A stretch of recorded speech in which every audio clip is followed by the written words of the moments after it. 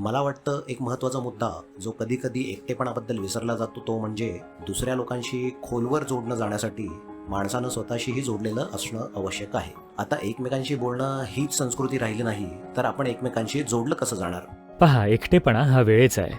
वेळ नेहमी पुढे जात असतो. आपल्याला तो खर्च करावा लागत नाही. तुम्ही इथे बसला आहात, तो निघून जातो. हेच जीवनाचं सौंदर्य आहे आणि हा जीवनाचा धोका पण आहे, कारण जीवन निघून चाललंय. जर वेळ तुमच्यावर ओझं होऊन खूप हळू जाऊ लागला तर तुम्ही तसेही एकटे पडता.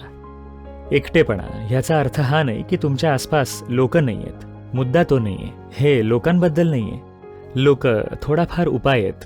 कदाचित तुम्हाला थोडी सुटका मिळेल, पण ही सुटका फक्त एक मुखवटा आहे किंवा थोडी व्यवस्था आहे. एकटेपणा जाणवतो कारण मुळात तुमचे विचार आणि भावना यांच्या प्रक्रियेपलीकडे काही नाहीये. माणसांच्या आत गहन असं काही घडत नाहीये. जर विचार सखोल झाले तर तुम्ही एकटे पडणार नाही.